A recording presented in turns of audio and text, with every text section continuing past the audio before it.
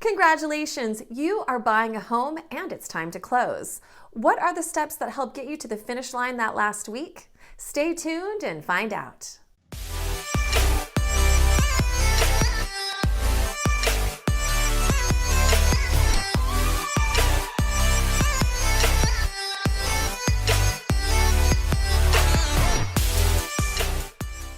Welcome back to Kari Sells the City. I'm Kari Ray Davis with Keller Williams, and I want to be your real estate resource here in the Pacific Northwest. You found your home and your offer has been accepted. Now it's closing time. What steps should you be prepared for? There are a lot of moving parts on your file when it comes to prepare for closing day, and know that escrow and your lender are doing everything they can to make sure that they meet your closing deadline. When you get that coveted response from your lender that you are clear to close, escrow will start to work on your file and get it ready for that last little bit of preparation. They'll start by drafting up your settlement statement, which is a detailed summary of all of the monies that you've already put into the transaction, such as your earnest money, but also line item the debits and credits that you might be getting from a seller, and your closing costs, escrow fees, and title fees, along with the final amount of money that you need to bring to the closing table to finish your transaction. If all is going smoothly, this should be about a week before you close, up to about 2 days before your closing date. From there, it's time to round up the remaining funds for your cash to close in either the form of a wire transfer or a cashier's check to provide to escrow before your closing date. Please note that you may not use a personal check for your cash to close. It must be a cashier's check, and if you go that route, you must have that check in escrow's hand at least 1 business day before closing, so they have time to deposit it into their checking account.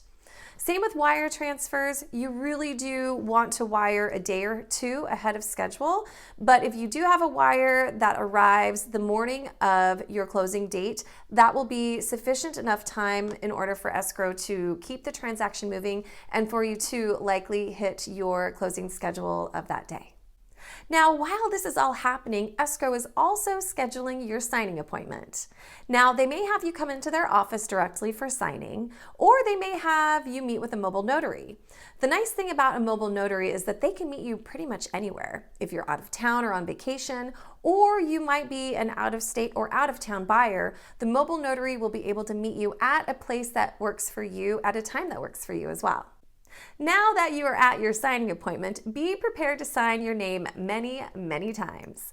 You're going to be there for about 45 minutes to an hour, depending on how long it takes to get through all of the paperwork.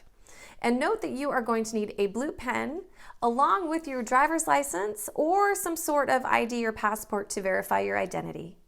Once finished with your signing appointment, the notary will either get the documents back to escrow, or they'll be at escrow already, where they will take the packet and send it back to your lender. From there, the lender goes through everything one last time just to make sure that everything's correct. And once that approval happens and everything's good to go, the lender will then release their funds for your loan to escrow. Once escrow receives all of the money from the lender and from you, that means that the file is complete and they can release the recording numbers of this transaction to the county. Once those recording numbers come back with your name on the deed, then you are closed and you are a new homeowner.